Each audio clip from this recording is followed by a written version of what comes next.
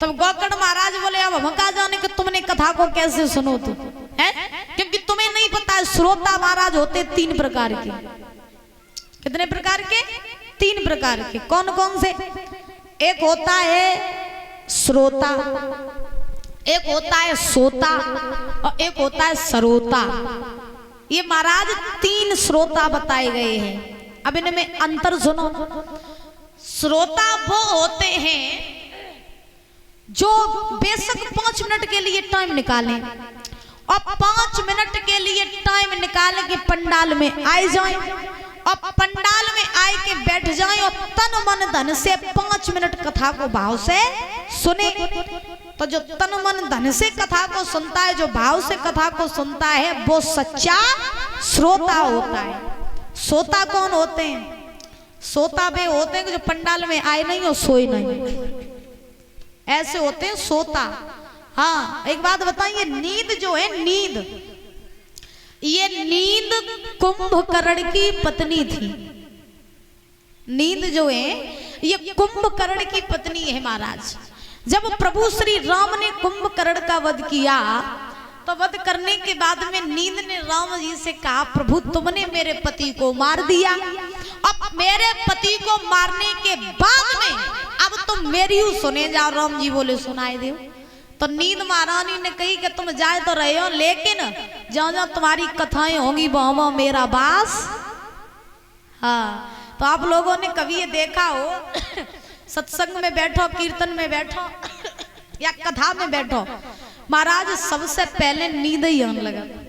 हाँ, सबसे पहले नींद आती है। तो एक विद्वान भी लिखते हैं, गोलू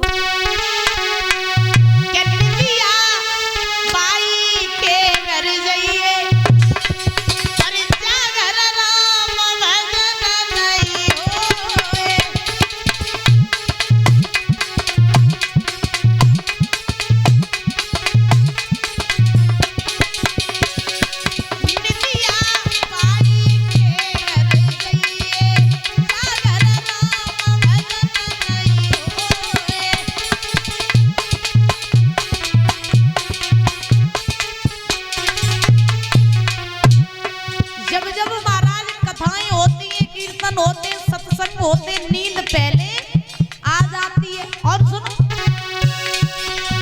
पार्वती शंकर से बोली कथा सुनाए दो।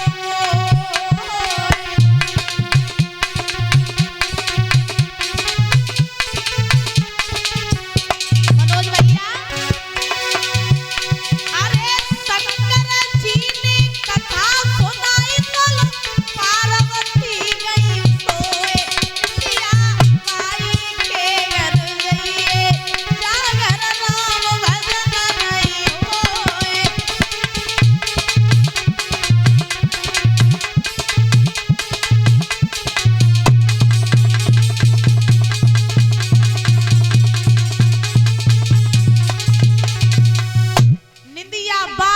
घर जाइए, जागर राम भजन नहीं होए।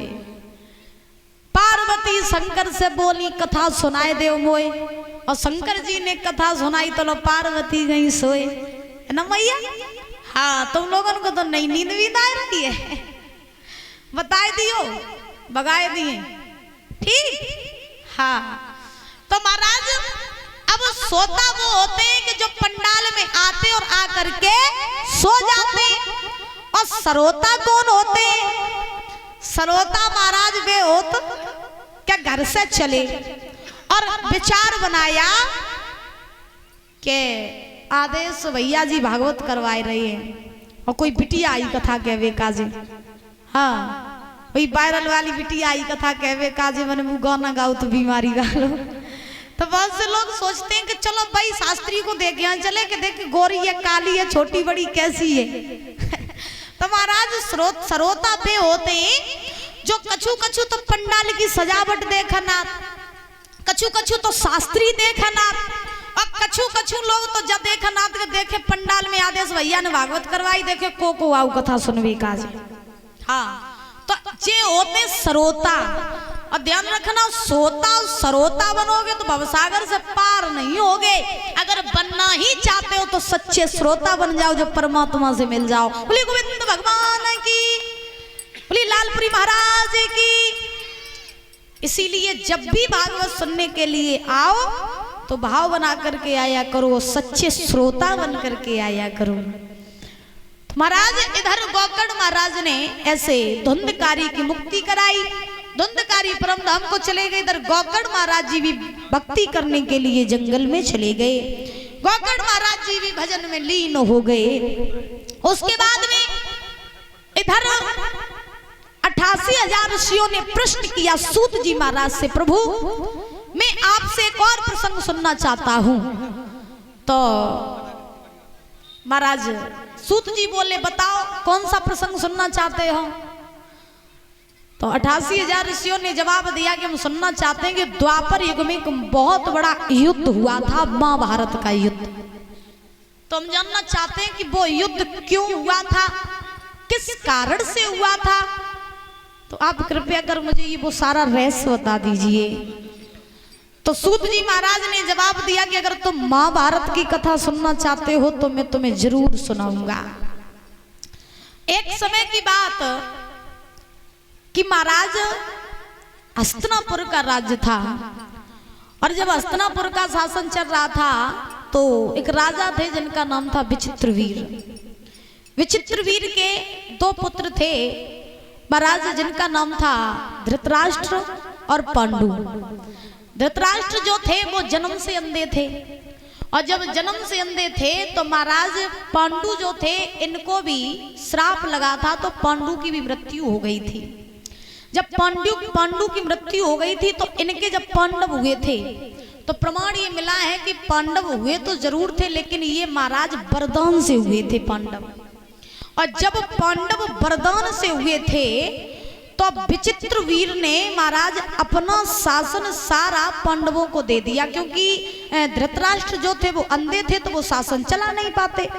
तो पांडव अलग हो गए और धृतराष्ट्र के पुत्र हुए कौरव 100 बालक। धृतराष्ट्र के हुए 100 बालक। तो महाराज वो जो 100 बालक थे वो अलग रहते, तो पांडव जो थे वो अलग रहते थे।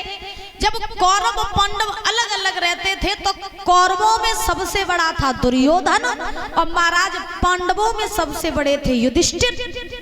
तो जब युधिष्ठिर सबसे बड़े थे तो पांडव जो है वो ही महाराज इंद्रप्रस्थ पे शासन कर रहे थे। तो जब पांडव इंद्रप्रस्थ पे शासन कर रहे थे तो धीरे धीरे समय व्यतीत हुआ। एक समय की बात कि महाराज धर्मराज युधिष्ठिर ने अपने इंद्रप्रस्थ में एक महाराज यज्ञ रचवाया, और जब यज्ञ रचवाया तो कहा जाता है ना किसी कार्य के पीछे कोई ना कोई रहस्य जरूर होता है। दादा, किसी न किसी कार्य के पीछे कोई ना कोई रहस्य जरूर छिपा होता है। ए बच्चों, उदम नहीं करो, शांति बनाए रखो। अच्छा तो ध्यान रखना महाराज, इधर धर्मराज युधिष्ठिर ने यज्ञ रचवाया अपने इंद्रप्रस्थ में। तो धर्मराज युधिष्ठिर ने जब यज्ञ रचवाया तो उस यज्ञ में सभी लोगों को बुलाया, और ये कौरव जो थे ये पांडवों से बैर मानते थे। तो कौरव जब पांडवों से बैर मानते, तो एक बात और हम आपको बताते चले साथ साथ कि ये आज से नहीं महाराज युगों युगों से चला आया है कि अगर घर में कोई एक ऊंचाइयों पे पहुंच जाए, ये बात सत्य बता रहे हैं हम, बिल्कुल सत्य घटना, कि अगर घर में एक ऊंचाई पे पहुंच जाए तो महाराज अपने सगों को भी थोड़ा थोड़ा कष्ट होने लगता है। ये हमने देखा है। अगर घर में भाई, अगर घर में 2 भाई हैं, कहने का अभिप्राय है, एग्जाम्पल दे रहे, अगर घर में 2 भाई हैं और दोनों के पास में 2-2 लड़के हैं, और अगर बड़े भाई का लड़का ऊंचाइयों पे पहुंच जाए, नौकरी लग जाए या कोई ऊंचे पद पे पहुंच जाए, तो जो छोटा वाला होगा उसके मन में थोड़ा ना थोड़ा कष्ट जरूर होता है। ये बात ध्यान रखना। थोड़ा ना थोड़ा कष्ट जरूर होता है कि उसका लड़का पहुंच गया उतनी ऊंचाइयों पे, मेरा लड़का भी यही पड़ा है। तो थोड़ी ना थोड़ी जलन घर परिवार में भी हो जाती है। ध्यान रखना, अपनों का साथ देने वाले, हमारा साथ देने वाले भी लोग अपने ही होते हैं और गिराने वाले भी अपने ही होते हैं। मनुष्य को उठाने वाले भी अपने ही होते हैं, मनुष्य को गिराने वाले भी अपने ही होते हैं। ना दुनिया में किसी की इतनी ताकत नहीं है जो लोगों को कोई हरा सके, क्योंकि इंसान जब हारता है तो केवल केवल अपनों से ही हारता है। दुनिया में आप कहीं भी चले जाना, दुनिया के लोगों से आप लड़ाई कर लोगे,